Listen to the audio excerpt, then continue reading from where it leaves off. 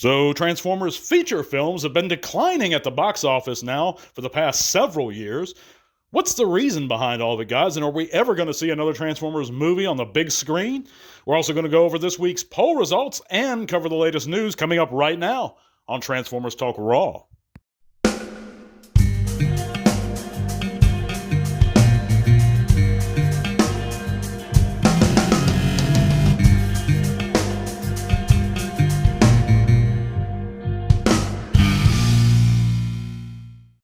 That's right, ladies and junkions. Welcome back to another Transformers Talk Raw podcast here on YouTube or Spotify. However you're coming in, thank you guys for coming in and making Transformers Talk Raw part of your weekly routine. If you haven't heard, guys, you can click all those great links in the description below. It's going to take you a world of cool possibilities, including our Facebook group.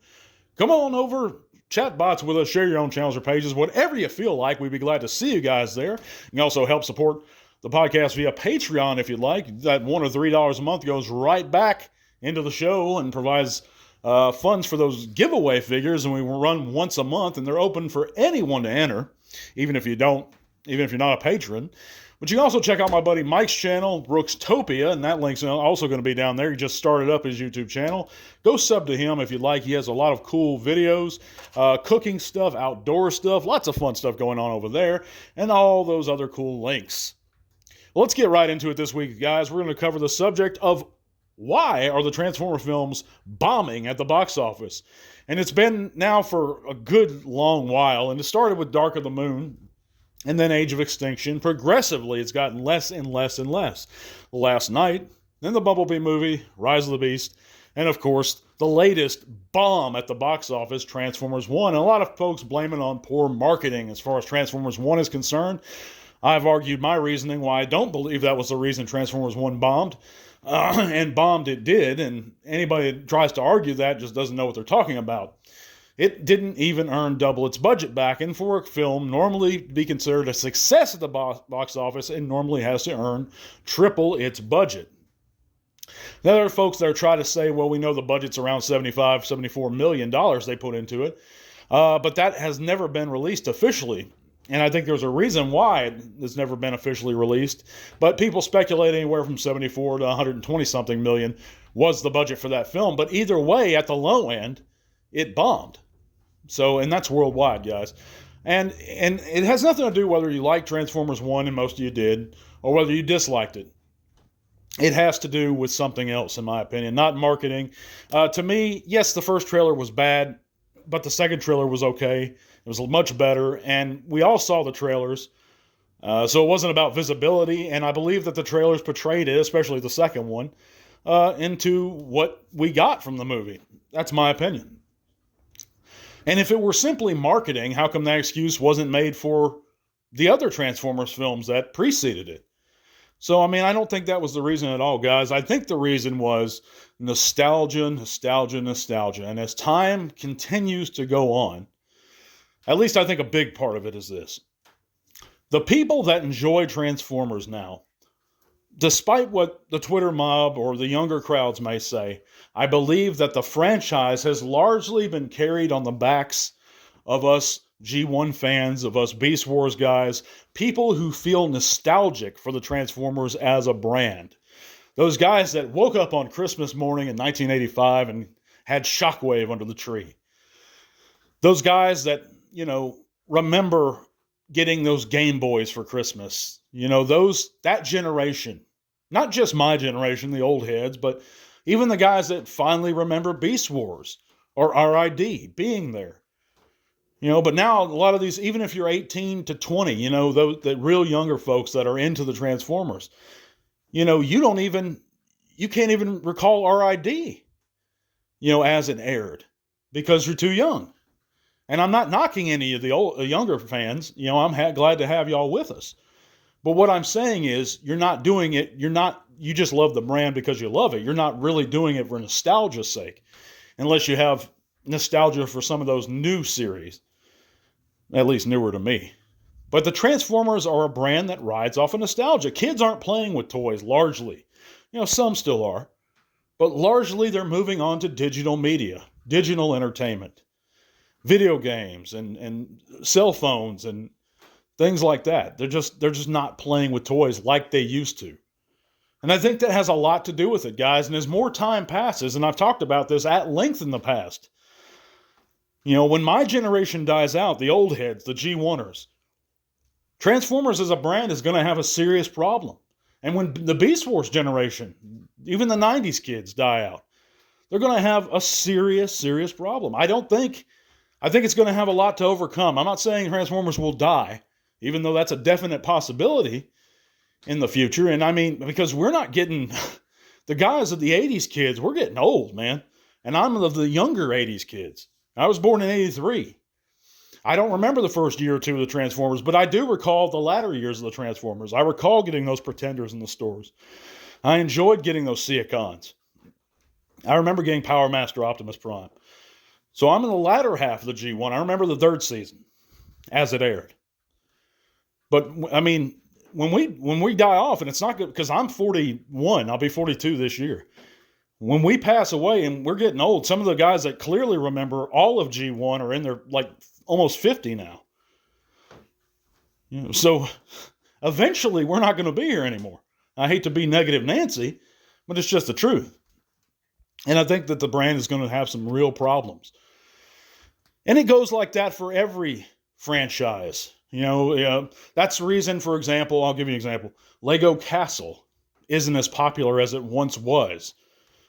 Because the guys that enjoyed those sets, aren't kids playing with Legos anymore. You have your Ninjago now and your Bionicle or whatever. I don't know, a bunch of other sets. Or and you could say that about anything. Everything rides off of nostalgia. From Ghostbusters, anything.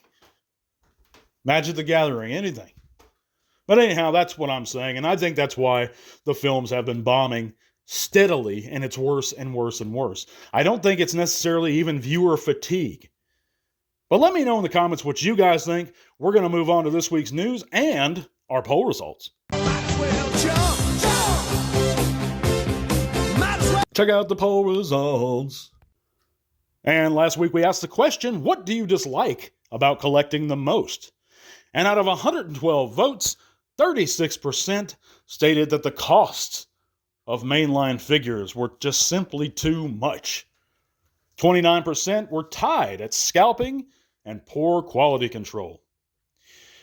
And I think that's a very mixed bag as far as what people don't dislike about collecting the most.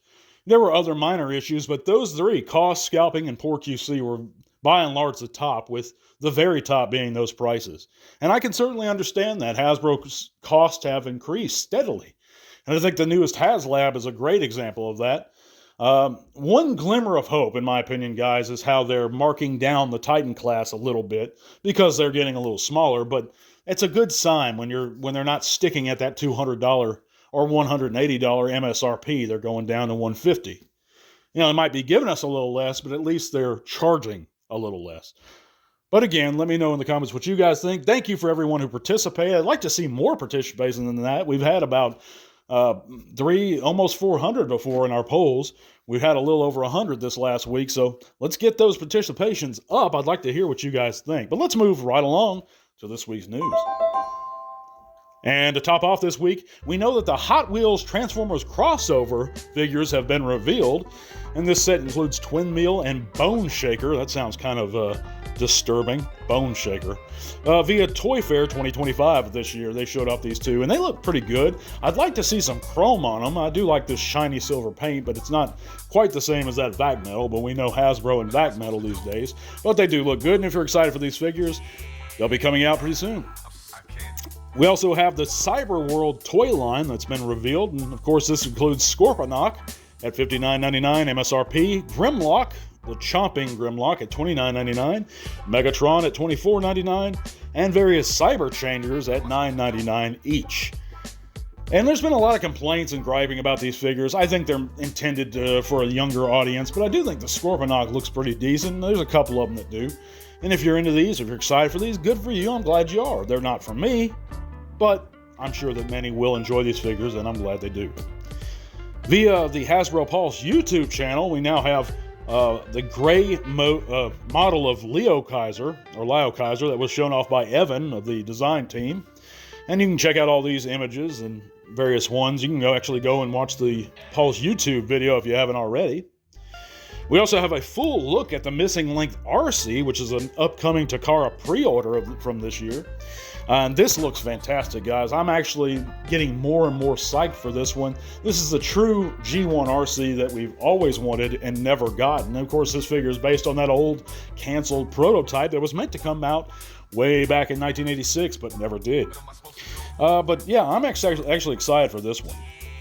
But our last bit of news this week is going to be that Sumali Montano, Montano is going to be attending TFCon LA. That's March 7th through the 9th. And that's, of course, the voice for the Transformers Prime RC. So if you're heading out there to TFCon LA in a week or so from this recording, be sure to let them know Transformers Talk Raw says hi. But we're going to be announcing our giveaway for the month of March, guys. And of course, that's going to be the Legacy Evolution Shadow Striker, and that's sealed and shipped at my expense. All you got to do for me is 3 things. 1, you got to comment the word enter below, like this video, and the 3rd thing you have to do is be subscribed. That's right, guys. Anyone can enter. Just like, comment the word enter below, and be sub to the channel. And you got to stay subscribed too to qualify for the giveaway. Don't try to pull a slick one on me. But yeah, guys, thank you so much for listening. We're going to be back with a new subject next week. Let me know what you guys think of any of this stuff in the comments. God bless you, and to all are one. This podcast is made possible thanks to the support of listeners like you. Thank you.